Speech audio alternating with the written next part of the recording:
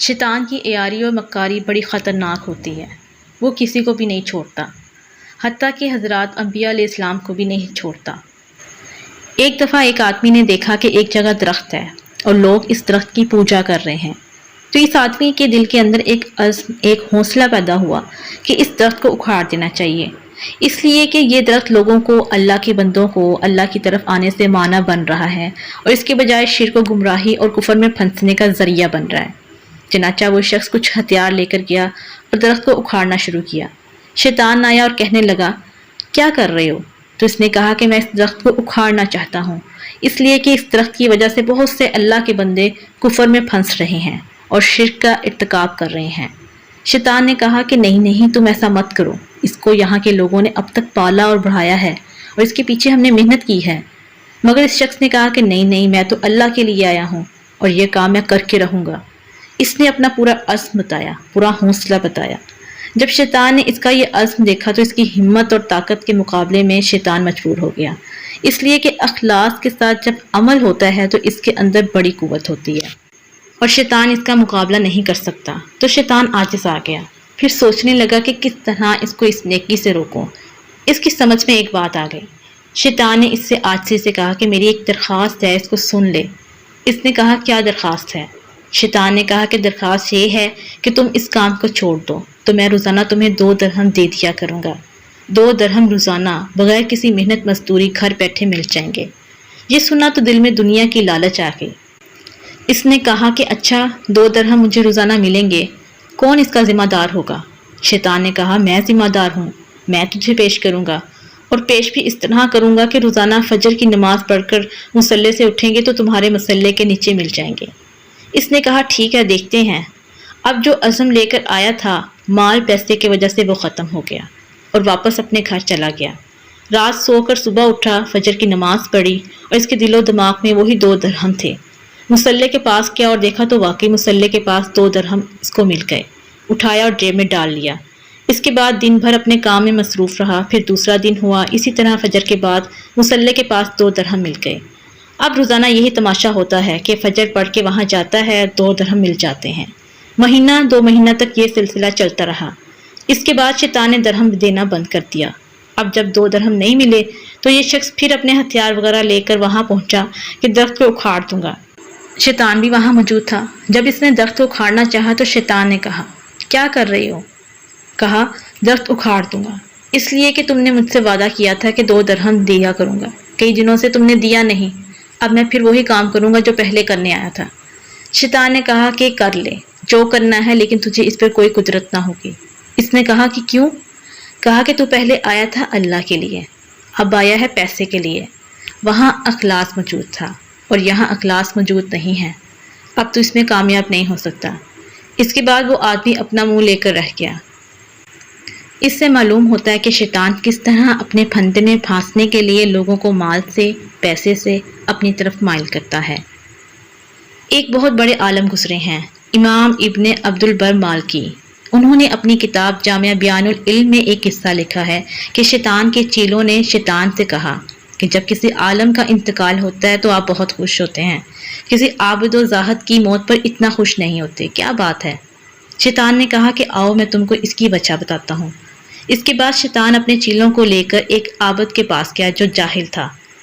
سلام کیا، خیریت پوچھی۔ شیطان نے اس سے کہا کہ آپ بڑے اچھے آدمی لگتے ہیں، میرے دل میں ایک وسوسہ ہے، خیال ہے، سوال ہے، میں اس کے بارے میں آپ سے پوچھنا چاہتا ہوں۔ عابد نے کہا کہ پوچھئے، اگر مجھے معلوم ہوگا تو جواب دے دوں گا، اگر معلوم نہیں تو آپ کسی اور سے پوچھ لیجئے۔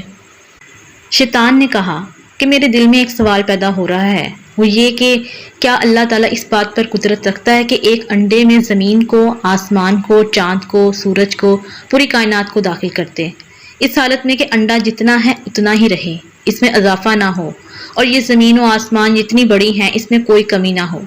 یہ ذہن میں ایک سوال آ رہا ہے، اس کے بارے میں آپ کیا ارشاد فرماتے ہیں؟ اب تو وہ عابد تو بالکل جاہل و بیوقوف تھا ہی، صرف نماز روزے کی باتیں تو جانتا تھا، باقی اتنا بڑا علم تو تھا نہیں۔ تو اس نے کچھ دیر سوچا، اس کے بعد کہنے لگا کہ انڈا اتنا ہی رہے اور زمین بھی اتنی ہی رہے اور آسمان بھی اتنا رہے، پھر انڈے میں یہ سب داخل ہو جائیں، کیسے ہو سکتا ہے؟ یعنی شک کے لہجے میں، تعجب کے انداز میں اس نے یہ سوال دہرایا۔ پھر کہنے لگا کہ نہیں، ایسا نہیں ہو سکتا۔ شیطان کے چیلے وہی موجود تھے۔ شیطان نے ان سے کہا کہ میں نے اس کے دل میں شک کا بیج داخل کر دیا ہے جو اسے کفر تک پہنچا دے گا۔ دیکھا کہ میں نے 1 منٹ میں اس عابد و زاہد کو کافر بنا دیا یا کفر کی دہلیز پر بٹھا دیا۔ اس طرح کے لوگ زندہ رہیں یا مر جائیں مجھے کوئی فرق نہیں پڑتا۔ اس کے بعد شیطان ایک عالم سے ملا، اس سے بھی یہی سوال کیا اور کہا کہ جناب آپ عالم ہیں، فاضل ہیں، میرے ذہن میں ایک سوال پیدا ہو گیا ہے، اس کا جواب دریافت کرنے آیا ہوں۔ انہوں نے کہا کہ کیا سوال؟ کہا کہ کیا ایسا ہو سکتا ہے کہ اللہ تعالیٰ ایک انڈے میں زمین و آسمان کو ڈال دیں؟ تو ان عالم نے کہا کہ اس میں کیا تعجب کی بات ہے کہ انڈا اپنی حالت پر اسی طرح ہو، زمین و آسمان بھی اسی طرح ہوں، پھر اللہ تعالیٰ انڈے میں ان کو داخل کر دیں، یہ کوئی تعجب کی بات نہیں۔ اللہ تعالیٰ کی ذات تو وہ ہے کہ جب ارادہ کرتا ہے کسی چیز کا تو کن فرماتا ہے اور وہ چیز ہو جاتی ہے۔ وَإِذَا قَضَىٰ أَمْرًا فَإِنَّمَا يَقُولُ لَهُ كُن فَيَكُونُ، اور جب وہ اللہ کسی چیز کا فیصلہ کرتا ہے تو اسے کن کہتا ہے تو وہ ہو جاتی ہے۔ اس لیے مجھے یقین ہے کہ ایسا ہو سکتا ہے، اس میں کوئی بات شک و شبہ کی نہیں۔ شیطان نے اپنے چیلوں کو دیکھ کر کہا کہ دیکھو، اس کا علم ایسا ہے کہ یہ ہمارے داؤ میں نہیں پھنس سکتا اور اس کو بہکانا ہمارے لیے آسان نہیں، اس لیے ان لوگوں کے زندہ رہنے سے مجھے بڑی پریشانی ہوتی ہے، اور یہ لوگ مرتے ہیں تو میں جشن مناتا ہوں۔ اور عابد کا حال ایسا ہے کہ اسے جب چاہیں ہم ادھر سے ادھر کر سکتے ہیں، اور اس کی جہالت کی وجہ سے جب چاہیں اس کو صرف معصیت میں نہیں کفر میں بھی مبتلا کر سکتے ہیں۔ اس واقعے سے اندازہ کیجئے کہ جب آدمی کے اندر جہالت ہوتی ہے، علم شرع سے ناواقف ہوتا ہے، اللہ تعالیٰ کے جاہ و جلال سے ناواقف ہوتا ہے، تو اس کے نتیجے میں انسان کس طرح کفر کے دلدل میں پھنس جاتا ہے۔ اس لیے علماء نے لکھا ہے کہ جہالت سب سے بڑی بیماری ہے۔ ایک دفعہ شیطان حضرت عیسیٰ علیہ السلام کے پاس آیا اور آ کر کہنے لگا، آپ تو وہ ہیں کہ اپنی ربوبیت سے شیرخوارگی میں آپ نے کلام کیا، جبکہ کوئی اور ایسا نہیں کر سکتا۔ حضرت عیسیٰ علیہ السلام نے فرمایا کہ ربوبیت و الوہیت تو اس اللہ کے لیے ہے جس نے مجھے قوت و گویائی دی۔ پھر وہ کہنے لگا کہ اے وہ ذات کہ جس نے اپنی الوہیت سے مردوں کو زندہ کیا، اے وہ ذات جس نے اپنی الوہیت سے مختلف پرندوں کو بنا کر زندہ چھوڑا۔ حضرت عیسیٰ کہنے لگے، لا حول ولا قوت الا باللہ، میں کہاں کا خدا، میرے اندر کہاں الوہیت؟ الوہیت تو اس اللہ کے اندر ہے جو مجھے بھی زندگی اور موت دیتا ہے۔ دراصل شیطان ان باتوں سے ان کو بہکانے کے لیے آیا تھا تاکہ ان کے ذہن میں یہ ڈال دے کہ جیسے لوگ سمجھتے ہیں اس طرح یہ الوہیت کے حامل ہیں، یعنی خدائی صفات ان کے اندر ہیں، تو خدائی صفات کا حامل بتایا اور ان کے ذہن میں یہ بات ڈالنی چاہیے تاکہ نعوذ باللہ حضرت عیسیٰ علیہ السلام گمراہ ہو جائیں۔ لیکن انبیاء علیہ السلام کی حفاظت اللہ تعالیٰ کرتا ہے اور اپنی عصمت سے ان کو نوازتا ہے، اس لیے حضرت عیسیٰ علیہ السلام نے فوراً یہ جواب دیا۔ معلوم ہوا کہ شیطان بڑا مکار ہے، عیار ہے، اور اسی لیے وہ چیزوں کو مزین کرتا ہے اور باتوں کو اس انداز میں پیش کرتا ہے کہ انسان بہک جاتا ہے۔ حضرت نوح کا شیطان سے ایک سوال۔ حضرت سیدنا نوح علیہ السلام طوفان کے موقع پر جب سفینہ میں سوار تھے تو وہاں اچانک ان کو شیطان نظر آیا۔ انہوں نے کہا کہ تو یہاں بھی پہنچ گیا، اب میں تجھے نہیں چھوڑوں گا جب تک کہ تیرا راز نہ معلوم کر لوں۔ اس کو حضرت نوح علیہ السلام نے پکڑ لیا اور فرمایا کہ تیرا راز مجھ کو بتا کہ تو گمراہ جو کرتا ہے وہ کس راستے سے کرتا ہے۔ تو اس نے کہا کہ 5 باتیں ہیں، لیکن 5 میں سے میں آپ کو 3 بتاتا ہوں، 2 نہیں بتاؤں گا۔ حضرت نوح علیہ السلام کو اللہ تعالیٰ کی طرف سے وحی آئی کہ اس مردود سے کہو کہ ہمیں ان 3 کی ضرورت نہیں ہے، وہ 2 ہی ہم کو بتا دیں، اس لیے کہ اصل تو وہی ہیں راز۔ تو حضرت سیدنا نوح علیہ السلام نے کہا کہ مجھے ان 3 حربوں کی ضرورت نہیں ہے، وہ 2 بتا جو تو نہیں بتانا چاہتا۔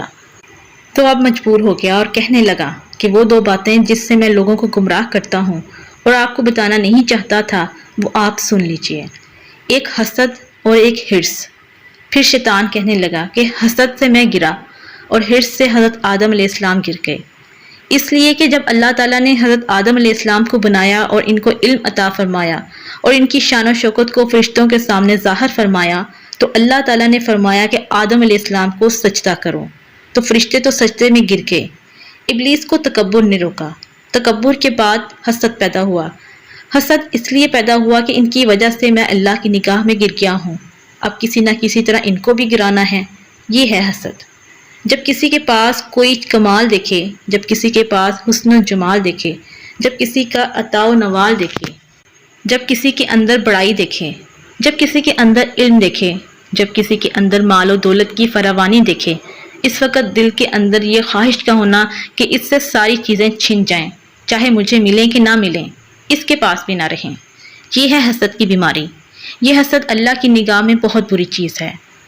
شیطان نے سوچا کہ اللہ نے ان کو اتنا اونچا بنایا ہے، ان کو بھی گراؤں گا، میں جیسے گر گیا ان کو بھی گراؤں گا۔ اس کے بعد اس حسد میں مبتلا ہو کر وہ فکر میں رہا کہ کس طرح ان کو میں ذلیل و خوار کرنے میں کامیاب ہو جاؤں۔ یہ ہے حسد جس کی وجہ سے شیطان گمراہ ہوا اور حضرت آدم علیہ السلام کو جس درخت سے منع کیا گیا تھا جا کر اس کو کھا لیا تھا، اس لیے کہ شیطان نے قسم کھا کھا کر ان سے کہا تھا کہ میں آپ کو اللہ کی قسم دے کر کہتا ہوں کہ اس درخت کو کھانے کا بہت بڑا فائدہ ہے، اور وہ یہ ہے کہ آپ اس کو کھا لیں گے تو کبھی نہیں مریں گے، ہمیشہ زندہ رہیں گے۔ انہوں نے کہا کہ بہت اچھا، کھا لیں گے، تو حرص میں آ کر کھا گئے۔ اس کو شیطان نے کہا کہ حسد نے مجھے تباہ کیا اور حرص کی بیماری نے حضرت آدم علیہ السلام کو گرا کر رکھ دیا۔ اسی طرح حضرت یحییٰ کی شیطان سے ملاقات کا ایک واقعہ حضرت امام غزالی نے اپنی کتاب مکاشفۃ القلوب میں ذکر کیا ہے کہ حضرت یحییٰ علیہ السلام نے ایک مرتبہ شیطان کو دیکھا کہ وہ کچھ اٹھائے ہوئے ہے۔ آپ نے پوچھا کہ یہ کیا ہے؟ اس نے کہا کہ یہ شہوات ہیں اور نفسانی خواہشات جن سے میں لوگوں کو قید کرتا ہوں۔ حضرت یحییٰ علیہ السلام نے فرمایا کہ تیرے پاس میرے لیے بھی کوئی پھندا ہے؟ شیطان نے کہا کہ ایک پھندا ہے، اور وہ یہ کہ ایک رات آپ نے پیٹ بھر کر کھانا کھایا تو اس سے نماز میں سستی ہو گئی تھی۔ یہ سن کر یحییٰ علیہ السلام نے فرمایا کہ میں آئندہ کبھی بھی پیٹ بھر کر کھانا نہیں کھاؤں گا۔